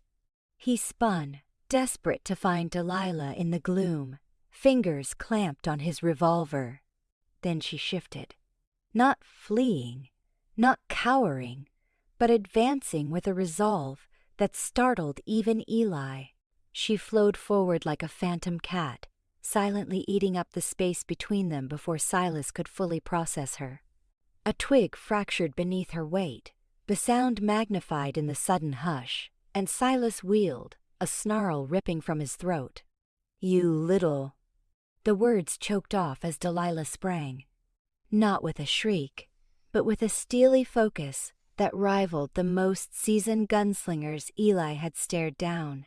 Instead of his weapon, she targeted Silas himself, leveraging her weight to unbalance him. He stumbled backward, surprised, his hold on the revolver faltering. It bounced onto the packed earth. Without pause, Delilah dropped, clawing for the weapon, her fingers wrapping around its cool weight. In one smooth surge, she stood, the revolver aimed squarely at Silas's chest. Eli noted the remarkable steadiness of her hands. "Don't," she breathed, her voice a low threat. Gone was the saloon singer. In her place stood a woman who had gazed into the abyss and refused to yield. Eli, poised to fire again, lowered his Colt, captivated by the scene unfolding before him. Moonlight danced on the revolver's barrel, mirrored in the depths of her eyes. He'd recognized her grit, her resilience, but never imagined this dormant power. "Delilah," Eli rumbled, his voice a low warning. "Let me handle him." She hesitated, her gaze flickering between Silas and Eli. He witnessed the inner conflict, the yearning for justice versus the desire for cessation of violence. At last, she conceded with a nod, slowly lowering the revolver. Nevertheless, it stayed trained on Silas until Eli stepped forward to relieve her of it. Eli planted himself between her and Silas, a bulwark of authority. He holstered his sidearm and retrieved his cuffs. Silas, all bluster vanquished, stared at the ground, defeated. Cole, sporting a split lip from his brawl with Silas, looked on with tangled threads of relief and shame. "Silas Thorne," Eli's voice cut through the night, resolute. "You're under arrest for kidnapping, assault, and myriad offenses against the peace of Harmony Gulch." The metallic click of the handcuffs resonated through the stillness. As Eli secured Silas, a wave of voices surged from the tree's edge. The townsfolk, armed with a motley collection of rifles and shotguns, materialized from the shadows, their faces set in grim lines. Drawn by the gunfire and commotion, they had rallied to defend their town, and the woman they were starting to claim as one of their own. Leading the charge, Martha clutched her shotgun. Beside her stood Old Man Hemlock, his vintage rifle unexpectedly menacing. Even Mrs. Abernathy, the town's chronicler of gossip, was present, brandishing a cast-iron skillet like a battle-axe. The sight of the armed citizenry sent Silas's dwindling ranks scrambling. They vanished into the darkness, abandoning their leader and their scheme. Eli watched them fade away, a quiet satisfaction settling in his gut. Harmony Gulch may have been small, but it was fiercely loyal. "Take him back," Eli instructed two men, gesturing toward Silas. "Lock him up. I want a full account of his deeds." As Silas was led away, Eli shifted his focus to Cole. "And you," he said, his tone like flint. "You're coming with me." Cole offered no resistance, aware he deserved whatever awaited him. He'd strayed too long on the wrong side of the law, and the reckoning was due. Back in Harmony Gulch, an atmosphere of wary celebration reigned. The townsfolk congregated in the street, lantern light playing over their faces in shifting patterns. Exhausted, rattled, yet relieved, they had faced down a menace and emerged intact. Eli escorted Cole to the jail, the silence hanging heavy between them, thick with unacknowledged truths. He shoved Cole into a cell, the clang of the iron door a stark pronouncement of the price of his choices. "We'll talk in the morning," Eli said, his voice devoid of warmth. "You'll have a chance to explain yourself." As Eli pivoted to depart, he found Jed lurking in the shadows, his face gaunt. Jed had been notably absent during the confrontation, and Eli harbored a growing suspicion as to why. "Jed," Eli's voice was edged with steel. "I need a word with you." Jed stammered protests, denying any part, but Eli didn't buy it. He had noticed Jed's recent behavior, the furtive glances, whispered exchanges. It all pointed in one direction. Jed had colluded with Silas. "Don't insult my intelligence, Jed," Eli said, his eyes narrowed. "I know you were involved. Tell me everything." Confronted with Eli's unwavering stare, Jed crumpled. He confessed to it all. admitting he had fed Silas information about Delilah and the town, driven by greed and the lure of money. Eli listened in silence, his anger simmering. He had trusted Jed, considered him a friend. Now, that bond was shattered. "You're under arrest, Jed," Eli said, his voice glacial. "For conspiracy, aiding and abetting, and a host of other offenses. You've betrayed this town, and you will pay the price." He locked Jed in the adjacent cell to Cole, the two men pointedly avoiding eye contact. The jail was overflowing, a testament to the gloom that had loomed over Harmony Gulch. With Silas and Jed incarcerated, and the remaining thugs scattered, a fragile peace settled over the town. Yet Eli knew this was hardly conclusive. Silas was a dangerous adversary, unlikely to concede defeat quietly. Moreover, there was the enigma of Delilah's backstory, the secrets she harbored. He spotted her on the saloon porch, gazing at the deserted street. The lantern light painted a soft halo around her, accentuating the exhaustion etched in her features. He settled beside all, her, the silence drawing out between them. He struggled to find the right words, to offer solace. He only knew that he felt an overwhelming need to shield her, to ensure her safety. "Thank you," she murmured, breaking the silence. "For everything." "It's my job," he said, his tone rough, "to protect this town." "And you're part of this town now, Delilah." She turned to him, her gaze penetrating.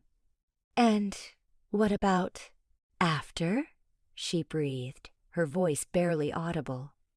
"After all this is over? What then, Sheriff?" Eli scanned the dark street, the hushed houses, the slumbering town. His duty weighed on him, his responsibilities, the oath he had sworn. But his thoughts were drawn to Delilah, her strength, spirit, and allure. He considered the emotions she had stirred in him, the challenge she posed to his convictions. He faced her, his gaze unwavering. "I don't know, Delilah," he said honestly, "but I promise you this. I'll be here. Whatever happens, I'll be here." The night held still, marked only by the chorus of crickets and the distant cry of a coyote. However, beneath the veneer of quiet, anxieties lingered. Justice had been dispensed, but redemption was still distant. A promise of hope lamplight danced erratically across the sheriff's office, etching the room in stark contrasts of light and shadow, a visual echo of the anxiety and burgeoning hope thrumming in the air. Eli perched on his desk's edge, a grimace flickering across his face as Delilah tended the gash on his brow. Her touch was feather-light, worry creasing her forehead. She'd patched him up before, but tonight carried a different weight.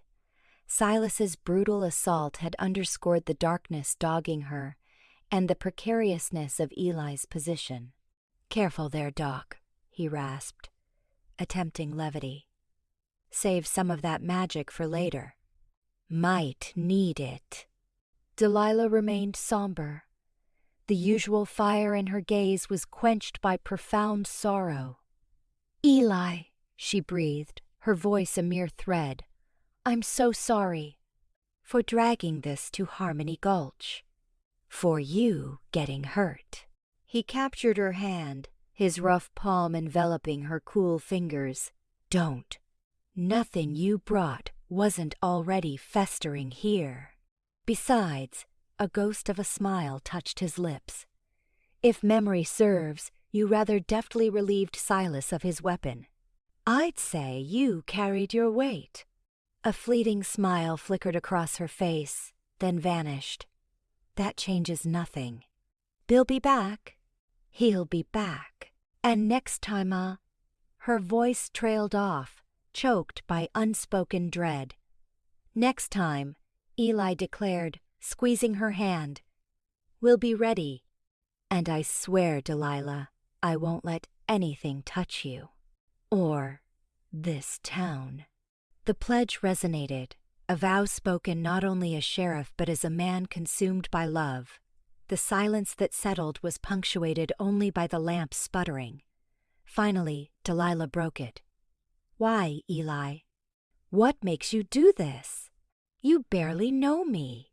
He met her gaze, seeking the spirit beneath the torment, the woman whose voice soared in song and whose core held such steely resolve. "Maybe your past remains shrouded, Delilah, but I see what's right in front of me. A woman craving a second chance. A woman deserving of joy. And," his voice dropped to a low murmur, "a woman I'm falling head over heels for." Her breath hitched in her throat. Tears blossomed in her eyes, but these weren't born of fear. They were something akin to hope taking root. She leaned in, her lips finding his in a kiss both fragile and fervent.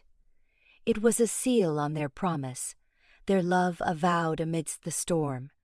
The sun crested the horizon in a blaze of glory, a stark contrast to the previous night's shadows. Yet, a palpable unease lingered.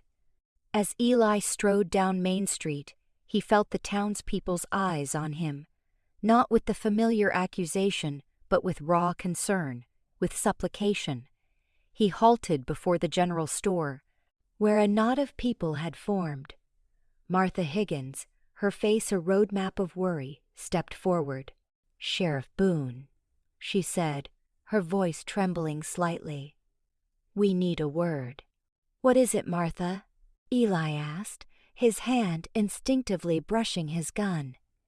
"It's about you leaving," she blurted, and a murmur swept through the gathering. "We heard you were considering resigning after everything." Eli was stunned. He hadn't voiced anything formal, but gossip traveled like wildfire in Harmony Gulch. "I haven't come to any conclusions," he answered carefully. "But you're thinking about it, aren't you?" Jedediah Smith, the blacksmith, spoke up. "You think this town's not worth saving, that we're all a lost cause." "That's not true," Eli countered. "But I have to weigh what's best for everyone, including Delilah." "Delilah's family now," Sarah Miller, the schoolteacher, stated firmly. "She stood tall for this town. She risked everything to safeguard us. And we won't forsake her." One by one the residents spoke, their voices echoing the same sentiment. They needed him. They trusted him. They knew only he could shield Harmony Gulch. "Sheriff Boone," Martha pleaded, her voice thick with emotion. "We realize you've had doubts about this place, about us, but we've glimpsed the good in you, Eli, the honorable man you strive to be. Don't abandon us now. We require you to stay and help forge a brighter tomorrow, a tomorrow built on justice and empathy." Eli scanned their faces, their sincere eyes imploring him. He saw the nascent hope they nursed, their conviction that Harmony Gulch could transcend its reputation as a haven for rogues and outcasts. He saw the potential for a genuine community, a place where folks watched out for each other and championed what was right. He thought of Delilah, her yearning to outrun her past and discover a place to belong. He recalled the oath he'd sworn to protect her, not just from external dangers, but from her inner demons. And he knew what he must do. He inhaled deeply and addressed the assembly. "You're right," he affirmed, his voice ringing with newfound resolution. "I've entertained doubts. I've questioned whether this town merited the fight. But you've demonstrated that it does. You've revealed the hope that still flickers in Harmony Gulch. And I won't extinguish that." A cheer erupted, a wave of relief washing over them. Eli raised his hand, quieting them. "I'll stay," he declared. I'll stay and continue to serve as your sheriff, but I won't operate the way I used to. I won't be a sheriff who merely enforces the letter of the law. I'll be a sheriff who extends compassion, who understands that everyone is worthy of redemption, and who will wage war for a future where justice and mercy reign. As the cheers surged once more, Eli felt a hand slip into his. He turned to see Delilah standing beside him, her eyes radiant with pride and affection. He squeezed her hand, knowing he wasn't alone in this battle. Later that day, Eli leaned against the porch railing of the sheriff's office, watching the sun descend, daubing the sky with hues of tangerine and amethyst. Delilah stood close, her head resting against his shoulder. "You know," she murmured, "you didn't have to commit to this. You could have walked away, begun anew elsewhere." Eli smiled, circling her with his arm. "I had no desire to start over anywhere else. I wanted to stay here, with you. And besides," he added, "I vowed to shield you, remember? And I pledged to stand by you," she replied, tilting her head to meet his eyes. "Come what may." They stood in comfortable silence, watching the stars prick the deepening sky. The air hummed with the sounds of Harmony Gulch settling into slumber, the distant strains of saloon music, the gentle susurrus of voices, the soft nicker of a horse. It was a tranquil tableau, but beneath the veneer, Eli knew danger still lurked. Silas and Jed were behind bars, but their confederates remained at large, biding their time. And Delilah's history loomed, a dark specter poised to engulf them at any moment. But tonight, standing with Delilah at his side, he felt a burgeoning sense of hope. The road ahead would be arduous, he knew, but they weren't traveling it alone. They had each other, and they had the backing of the town. And that, he reasoned, was enough to confront whatever trials awaited. Harmony Gulch remained a town teetering on the brink, a place where the boundary between virtue and vice was often indistinguishable. But tonight, as Eli surveyed the twinkling lights of the town, he discerned something more. He saw a spark of possibility, a promise of a brighter horizon, a horizon where righteousness and empathy prevailed. And he knew that with Delilah as his ally, he would pour his heart and soul into making that vision real. The sheriff's badge didn't demand love, but his heart did, and now his duty was to shield that love and the town that had adopted them.